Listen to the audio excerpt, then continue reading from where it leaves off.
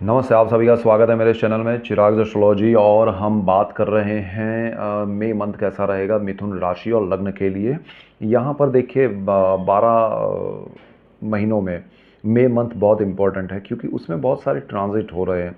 और यहाँ पर जुपिटर का सबसे पहला 1 मई को ट्रांजिट हुआ और वो वृषभ राशि में आए हैं। उसके बाद सूर्य जो है वो 14 मई तक मेष में रहेंगे, फिर वृषभ में जाएंगे। और आपके शुक्र जो है वो 19 मई को वृषभ में जा रहे हैं मेष में से। और बुध जो है वो 10 मई को मीन से मेष में, और फिर 31 मई को लास्ट मई को वो जाएंगे। यहाँ पर ये लास्ट मई मंथ की कुंडली है और पूरे ग्रह जो घूम के सेटल होते हैं उसका पूरा निचोड़ हम लाएंगे पूरे महीने में। ये जो घूम रहे हैं और सेटल हो रहे हैं उससे पहले क्या रिजल्ट्स देंगे। तो राहु मंगल आपका कर्म स्थान है कुंडली का, वहाँ पर ट्रांजिट में आएंगे, मतलब है। और राहु मंगल का डिटेल वीडियो ऑलरेडी मैंने दिया है, जुपिटर ट्रांजिट का डिटेल वीडियो ऑलरेडी दिया है। अगर आपने नहीं देखा है तो देखिएगा ज़रूर। यहाँ राहु राहु मंगल जो है वो 1 जून तक यहाँ रहेंगे, तो ये मई मंथ उस हिसाब से भी बहुत इम्पॉर्टेंट है। और शनि आपके भाग्य स्थान के मालिक होकर भाग्य भुवन में है। गुरु की दृष्टियाँ बदली हैं, उसके बेनिफिट्स क्या रहेंगे वो हमने डिटेल में गुरु के वीडियो में बताया। अब कॉम्बिनेशन में क्या इफ़ेक्ट आपको मई मंथ में मिलेगा। सो ऐसे ही डिटेल्ड वीडियोज़ मैं आपके लिए लेके आ रहा हूँ जिसमें आपको समझ में आए कि क्या करना चाहिए क्या नहीं। यहाँ नेगेटिव चीज़ें नहीं हैं, यहाँ समझने वाली बातें हैं, यही एस्ट्रोलॉजी का बेनिफिट है। सो आपको इसीलिए मेरा चैनल चिराग एस्ट्रोलॉजी लाइक करना है, शेयर करना है, सब्सक्राइब करना है, बेल आइकन दबाना है, ताकि आपको मेरे डिटेल्ड वीडियोस मिले और आपको लाभ हो। और आप सबको लाभ होगा तो मुझे खुशी होगी। सो यहाँ मिथुन वालों के लिए क्या होगा कि आपका लग्नेश बुध है, 2 ट्रांजिट कर रहा है। और चतुर्थ भाव सुख भाव का मालिक बुध है, वो 2 ट्रांजिट कर रहा है ये मंथ में। और केतु उसके एक घर में बैठा हुआ है सुख भाव में। और लकी आप ये है कि गुरु की वहाँ शुभ दृष्टि मिल रही है। तो आपके जीवन में बहुत बड़े बदलाव आएंगे। प्रॉपर्टी परचेज करना चाहते हैं, प्रॉपर्टी में रिनोवेशन करना चाहते हैं, छोटी से बड़ी प्रॉपर्टी लेना चाहते हैं, प्रॉपर्टी में अगर डिस्प्यूट्स चल रहे हैं, प्रॉपर्टी चाहे पेरेंटियल हो, प्रॉपर्टी चाहे आप नहीं ले रहे हैं, पार्टनरशिप में लिए हैं, बिजनेस के लिए ली है, खासकर अपना रहने के लिए ली है, तो आपको वो प्रॉपर्टी में जो भी प्रॉब्लम्स हैं, हर्डल्स हैं, पहले सामने आएंगे। आपको वो शॉर्ट आउट करने में दिक्कतें आ रही थी तो वो दिक्कतें दूर होंगी, आपको सपोर्ट मिलेगा। और वो प्रॉपर्टी में जो भी बेनिफिट्स हैं वो धीरे धीरे आपके लिए बढ़ेंगे और जो लॉसेस है वो कम हो जाएंगे और आपको प्रॉपर्टी से लाभ होगा। सो सबसे बड़ा सुख भाव का बेनिफिट गुरु की दृष्टि से आपको ये मिलेगा।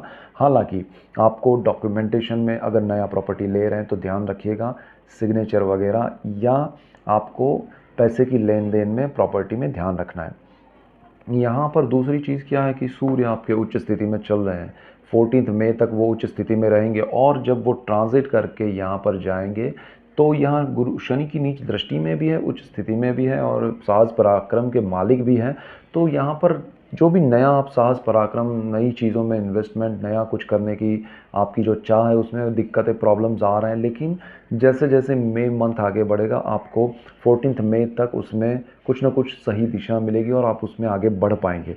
और उसके बाद जब सूर्य वहाँ चले जाएंगे वृषभ में, तब आपको बेनिफिट ज़रूर मिलेंगे, लेकिन आपका खर्च जो है वो बढ़ सकता है, आपका व्यय जो है वो बढ़ सकता है नए साहस में, नई चीज़ों में। ब्रदर सिस्टर के साथ थोड़ा इंटरेक्शन में ध्यान रखिएगा। मिड ऑफ मई के बाद उनके साथ बॉन्डिंग या रिलेशन थोड़े डिस्ट्रॉय तो नहीं कहूँगा, लेकिन थोड़े ख़राब हो सकते, थोड़ा उसमें एक दूसरे के प्रति गुस्सा या एक आदर भाव जो है वो कम होगा, तो थोड़ा गुस्सा बढ़ जाएगा। तो वो चीज़ आपको ध्यान रखनी है। तो यहाँ पर अग्रेसिव नेचर को आपको कंट्रोल करना है। दूसरी चीज़ क्या है कि गुरु आपके अष्टम भाव को दृष्टि कर रही है, पैतृक संपत्ति है। अब देखिए पैतृक संपत्ति में ब्रदर सिस्टर आते हैं, यहाँ सूर्य उस स्थान का मालिक है, उनसे थोड़ा अनबन होगा बिकॉज ऑफ दिस ऑल्सो। तो पैतृक संपत्ति के जो प्रश्न हैं वो थोड़े दिक्कत करेंगे, कोर्ट मैटर्स हैं तो वो ज़रा उग्र स्थिति में आएंगे, क्योंकि राहु मंगल कर्मस्थान में बैठे हैं, 10th हाउस है, पिता का भी स्थान है, पैतृक संपत्ति का है, कोर्ट मैटर से भी कनेक्ट करता है। तो ये राहु मंगल एसिड योग है, अंगारक योग है।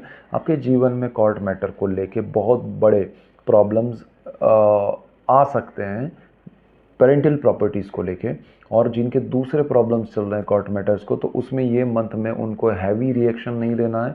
मंगल का ट्रांजिट 1 जून को होगा, तब तक शांति बनाए रखनी है, क्योंकि ये अंगारक योग आपको नेगेटिव, क्योंकि राहु मंगल अंगारक योग है, मंगल अग्रेशन है, और आपको वो नेगेटिव रिजल्ट दे सकते हैं। आपकी प्रॉपर्टी या यहाँ पर प्रॉब्लम हो रहा है, आपका सोर्स ऑफ इनकम जो है वहाँ से आपका पैसा जा सकता है। और आपको अगर कर्मस्थान में आप कुछ कर रहे हैं, आप जॉब में या बिजनेस में कुछ कर रहे हैं, तो रुक जाइए, कोई बड़ा निर्णय ये राहु मंगल के सिचुएशन में मत लीजिए, आपको लॉसेस देखने पड़ सकते हैं। आपको गुरु जो बेनिफिट दे रहा है वो चीज़ों पे फोकस कीजिए, बाकी सब चीज़ जो मैंने बताई वो डरने के लिए नहीं है, समझने के लिए है।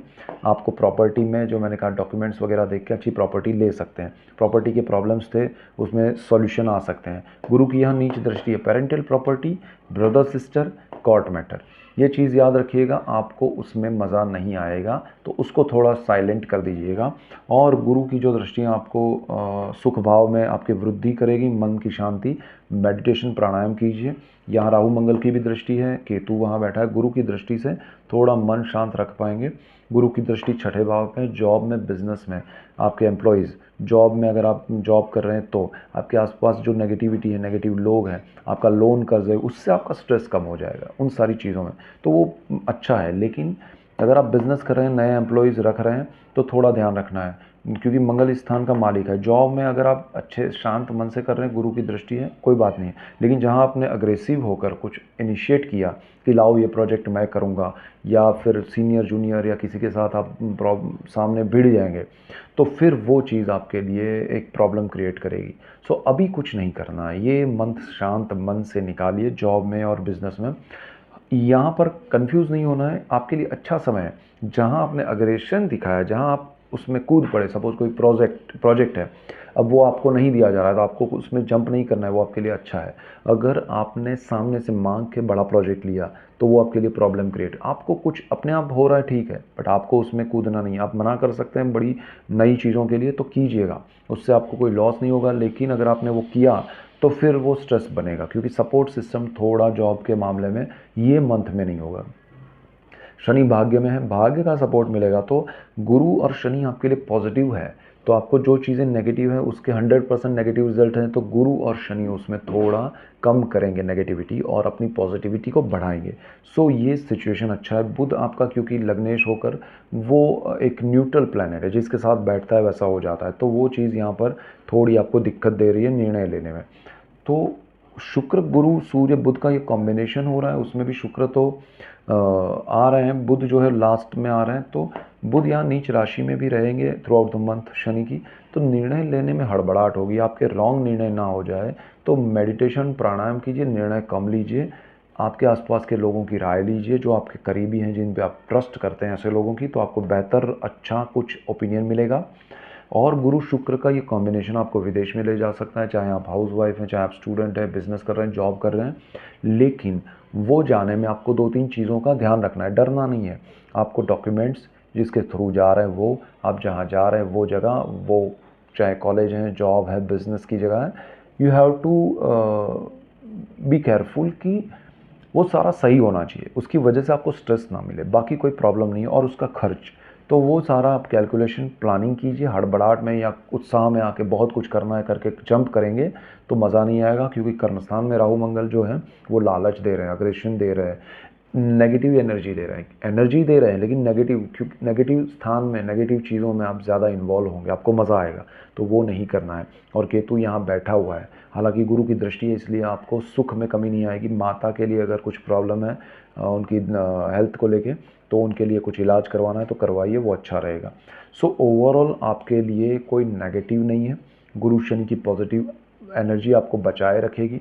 जो निर्णय आपको मैंने कहा उन चीज़ों में ध्यान रखिए, तो आपको लाभ होगा। और मंगल 1 जून को ट्रांजिट कर जाएगा मेष में, तब तक आपको ये राहु मंगल की युति से भी बचना है। उसका डिटेल वीडियो मैंने दिया है, गुरु का डिटेल वीडियो दिया है। सो गुरु का ट्रांजिट आपके लिए बहुत बेनिफिशियल है। 12th हाउस में वो खर्च नहीं करने देगा बिना वजह का, और जहाँ करवाएगा वो लॉन्ग टर्म में इन्वेस्टमेंट के रूप में आपको बेनिफिट कराएगा। सो ओवरऑल अच्छा है। ऐसे ही डिटेल्ड वीडियोस मैं आपके लिए लेके आ रहा हूँ, इसलिए आपको मेरा चैनल चिराग एस्ट्रोलॉजी लाइक करना है, शेयर करना है, सब्सक्राइब करना है, बेल आइकन दबाना है, ताकि आपको जल्दी से जल्दी नोटिफिकेशन मिले और आपको लाभ हो। आप सबको लाभ होगा तो मुझे खुशी होगी। So that's it for today, keep watching Chirag astrology. Thank you for watching, God bless you and goodbye, thank you.